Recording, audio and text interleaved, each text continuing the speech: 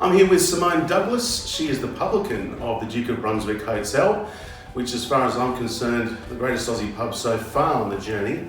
And Duke of Brunswick, you can find it in the Adelaide CBD on Gilbert Street. How you going, Simone? I'm pretty good. You must be very proud of your pub. I am more than a little bit proud of my pub, it's true, but I'm very proud of the team and the family that we've built in the process of making it what it is. I actually had the Facebook memories come up yesterday where I just started telling people that we were about to take it over 3 years ago yesterday. So. Wow, 3 years? Yeah. And how have you gone about building what you have done, which is a team, and you say it's a family as well? Yeah, so we did it by breaking all the rules around what is meant to make a pub profitable or successful or anything that I was taught in pretty much my 20 years of hospitality. I kind of threw out the window because I could. And instead what we did was we set about creating a place where the outside world really didn't matter. So a place of belonging, a place where we were really happy to see our customers. Every single staff member, you always get greeted the minute that you come in the door. Everyone always says goodbye to you when you walk out the door. There's not that sense of walking in and being judged. Instead, we've managed to create a space where you walk in and the rest of the world falls away, which is really special. And that's really something that we need right now. You know, COVID-19 has hit, people suffering depression, people suffering all sorts of mental health stuff. They can come. So just going back to that, people suffering, depression, and they come to a pub where they're treated like people. Yeah, like human beings, I think. So I think that the most important thing and the thing that we really work on is embracing people who are maybe not embraced in other places or not understood. So there's a difference, I think, in business in terms of opening your doors, going, every pub will say, we're happy to take all of the people in that want to come into our venue and give us money, that's great. And that's true, but what we've done is gone out of our way to learn more about the different aspects of the society that we find ourselves in. So, we've started working towards getting veteran-friendly status as a venue, which is something that doesn't actually exist.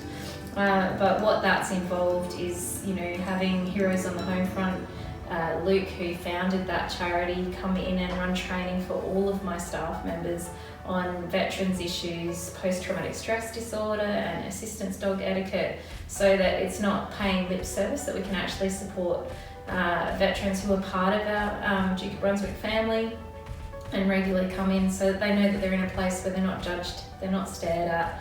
It's not a big deal, they just get to come into their second home. And likewise, we've done something very similar with Deaf Can Do. So all of my staff front of house are trained in conversational Auslan so that they can speak to our deaf patrons in their first language. And I think that's something that's often forgotten, is that it is a language in and of itself, and it's always amazingly welcoming to be communicated with in the language that you speak. So just like if we go overseas and we're in a different country and we walk in and someone speaks to us in English, we feel safer, we feel more included, and like we can access the information that we need to. Likewise, when our deaf patrons come in and we can ask them questions and communicate in what is very basic Auslan for us. We're not as fluent as they are because it's our second language and their first language, but it makes a difference in terms of the environment. That is awesome, and that is such a big step that you've taken. I mean, you've gone one level and you keep going up. So, some pub owners that might not necessarily share the same ethos at the moment, what could be the first step to create an inclusive pub? The first step is creating an inclusive culture within your team, I think. And so, it's about taking the time out to actually look at what your culture even is. So often what happens is we have a venue, we open the doors, we sell people a product, and that's where we focus. Is our pricing right? Do we have a good product mix? But the importance is to focus on what is the environment that we're creating for our staff. Do they feel like they're at home? Do they feel like they have a voice and that they're heard? And then who are the different segments of our community that come into our venue, and what do we actually know about them? How can we make them feel more welcome and more included? And it can be really, really simple things. Like I have the Bear Men of Adelaide have been coming here since 2014, so long before we had the venue. And for those of you who might not understand, that's men who like very large, hairy men.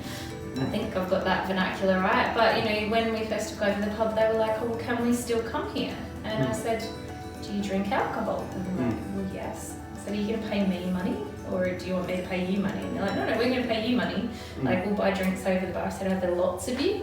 They're like, "Yeah." I'm like, "Of course you can bloody still come into the pub." Like, it's, but I had one of the gentlemen who's a member of the Bearmen who said to me the other day, he goes, "It's really nice to walk into a pub where nobody stops and stares at you." And that, I think that's the difference too. It's the same for women who walk into the hotel. It's not a question of having a whole heap of men sat at the bar that all turn around and stare at you. "What are you doing walking into my pub?" Like, even the locals here will turn around and go, "Oh, hi, come on in." Like, if the staff are busy and can't say hello, the locals have been trained. Because it's an inclusive culture where everyone's part of the family. Yeah. Now, creating that family, you mentioned there that there are attributes that staff have to have, and you told me in the past there are 4. There are 4. You put me on the spot. Are you allowed to tell me? Is this a secret, or people can work it out for themselves, perhaps? They can work it out for themselves, and I think with the 4 attributes that every staff member has to have, our staff came up with what those were. And so it's that question. So one of them was that they needed to be professional, they needed to hold themselves accountable, they needed to be friendly, and they needed to genuinely care. And I think, it's that genuine care that's the big thing that really stands out more than anything else. Yeah, that's perfect. And, that should really be a staple of being professional anyway. Yeah, well, I think, if you talk to Alex, my partner, he's very big on, all we're really doing is old school hospitality. The sad thing is that this old school hospitality, making everyone welcome and actually caring about who comes into your venue, is considered now radical hospitality. So we actually, there's a professor who wrote a book called Radical Hospitality, and we have a whole chapter in that book about the Duke of Brunswick and what we've done, because it's considered radical now as opposed to just good business. Yeah. Well, let me put you on this one. Is it integrity or ethics over profits? Because what I see you created here is,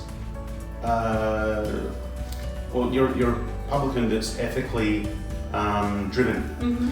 Now, pubs will often go into the game, or publicans will often go into the game simply for the money, rather than the community. Yeah, that's true. I think, you're not a business owner if you don't want to make a profit, that's true, but what we've created here is a place where you lead with your ethics first and you don't compromise on those. So you can do whatever it is that you want to do to make a profitable venue, so long as it lines up with your ethics about who you are as an individual. So, things like the fact that we're 100% gluten free. If I'd suggested to another pub, in fact I did when I worked for another pub company, suggest that we should go 100% gluten free a long time ago. They told me I was mad. And then, when we did, it supercharged our business. We went from doing 350 meals a week to 1,000 meals a week. Now that was driven around wanting to be inclusive for people with celiac disease and give them a safe place to eat. It's a bonus that it's made my business very profitable, but it's profit,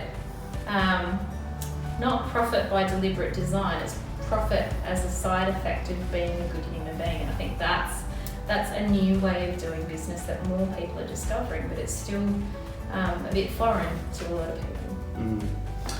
One thing that you did that's probably foreign to almost every pub in Australia is that you put change tables in the men's restrooms. I did put change tables in the men's restrooms, and that seemed like logic and common sense to me.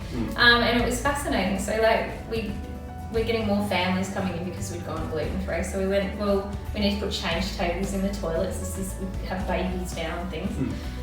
We have room in both the toilets, the men's and the women's, so we bought 2 change tables. So we took a photo and put it on Facebook, and it went viral. It went in front of 70,000 people in about 12 hours, which just goes to show dads are sick and tired of having to change their kids on the floor, in the back seat of their car, in all of these other places, and mums really value the opportunity to sit down and continue the drink because dads are parents too. Yes, we are. This is Simone Douglas from the Duke of Brunswick Hotel. Drop in, say g'day, meet the staff. They'll say g'day and they'll say goodbye. Come in, drop in for some conscious drinking at a great Aussie pub.